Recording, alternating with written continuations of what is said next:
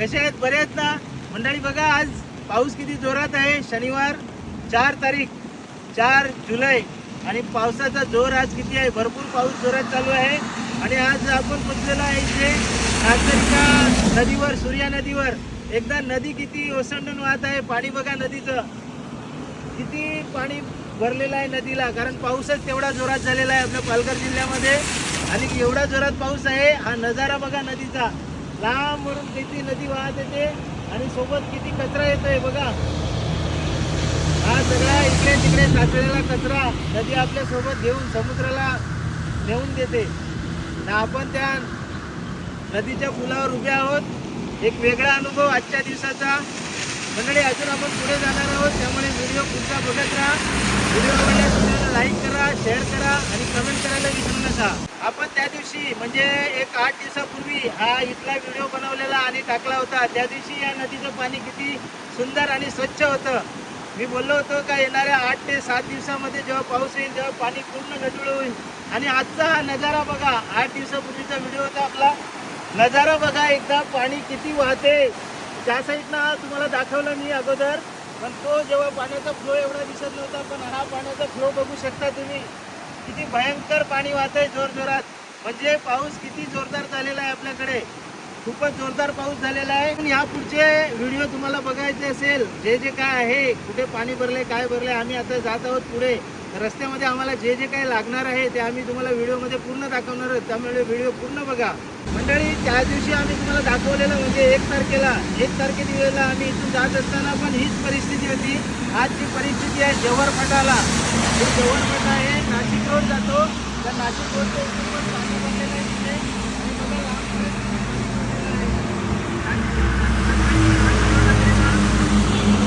त्यावेळेस नाशिक परिस्थिती, आता पण नाशिक परिस्थिती आहे. बघा पाणी किती भरलेलं आहे. इकडे भरपूर पाणी भरलेलं आहे, इकडे मागे, आणि त्या रस्त्यावर पण पाणी आलेलं आहे. हा जव्हरपटा आहे. मंडळी व्हिडिओमध्ये तुम्ही विचार करत असतील कधीपासून का नक्की चालल्यात कुठे, एवढा पाऊस चालू आहे ना, या पावसामध्ये चालल्यात कुठे. तर मंडळी आपण आपल्या जागेवर आलो, परंतु आपल्या हातून एक मोठी चूक झाली की आपण गेटची चावी आणली नाही. आपण इथे तर पोचलो, पण आपल्याला आता आल्यानंतर लक्षात आलं का गेटची चावीच नाही आणली. त्याच्यामुळे आपण गाडी आता इथे लावली आणि गाडी लावल्यानंतर आता आपण एकदा आपल्या पूर्ण जागेला राऊंड मारणार आहोत. कारण ही तार तर आपणच मारलंय, याच्यात मध्ये शिरण्यासारखं कुठे जागा नाही आहे. त्यामुळे आता आपल्याला बाहेरूनच एकदा बघून जावं लागेल. तर चला आपण एकदा फेरी मारूया सगळीकडे, कसं काय आहे. आपलं जे कंपाऊंड केलं होतं आपण ते व्यवस्थित आहे का नाही, कारण हा पाऊस एवढा जोरदार झाला आहे आणि त्या पावसामध्ये कसं राहिलंय आपलं कंपाऊंड ते बघून घेऊ आपण. पूर्ण राऊंड मारूया चला. पाण्यातनं चालायची मजा बघा. हे असं पाण्यामध्ये किंवा शेतामध्ये तो बिंदास चालू शकतो, ज्याच्याकडे पहिला अनुभव असेल तो. नाहीतर जो कधी शेतामध्ये नाही गेला काय नाही तर थोडी भीती वाटणार. आता यापूर्वी आपण सगळं केलेलं आहे. आणि बघा आपलं कंपाऊंड आहे व्यवस्थित सगळं. तिकडे बघा कंपाऊंड जे आहेत ते व्यवस्थित आहे. आता या बाजूला आहे ना, जास्त करून आपले खुंट होती, सपोर्ट झाडांचा नव्हता, त्यामुळे या साईडला पण आपल्याला लक्ष देणं गरजेचं होतं. त्या हिशोबाने आपण बघायला आलोय. आपण लास्ट दिवशी जेव्हा कंपाऊंड करून गेलो, म्हणजे गेल्या रविवारी, आणि आजचा आहे शनिवार, म्हणजे उद्या 8 दिवस होतील, तेव्हा याच्यात काही थेंबभर पाणी नव्हतं. आता हे तलाव बघा आपलं पूर्ण भरलेलं आहे. आता हे नवीन पाऊस पडलाय, म्हणजे पाऊस आता सुरू झाला आहे, त्याच्यामुळे गढूळ पाणी सगळं झालेलं आहे. हे जेव्हा नितळ पाणी होईल तेव्हा बघायला खूपच छान वाटते. पण त्यावेळेस तुम्हाला दाखवलेलं तळं आपलं पूर्ण कोरडं होतं.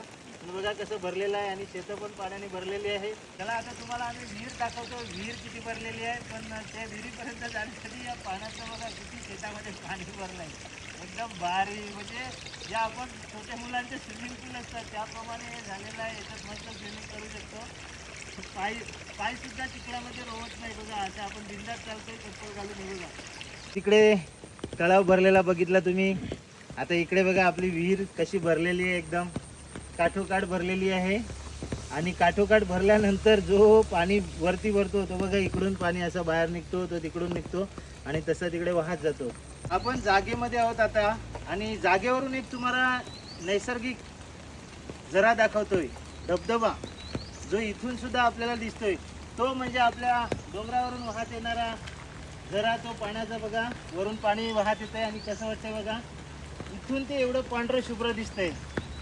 म्हणजे आता जे पण झरे आहेत, जे पण धबधबे आहेत, ते सगळे धबधबे आता नितळ पाण्याने वाहत लागलेले आहेत. पाणी स्वच्छ झाल्यामुळे एकदम साफसुथरं पाणी वाहत आहे.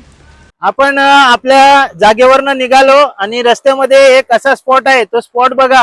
हे मध्ये बेट कसं आहे, हे मध्ये बेट आहे आणि आजूबाजूने नदी वाहते. ही या साईडनं नदी वाहते आणि त्या साईडनं पण नदीचं पाणी असतो. अशी ही वाहत पुढे वैतरणाला जाते, कारण ही वैतरणा नदी आहे जी वरून वाहत येते. हिला इकडून नाव आहे वैतरणा.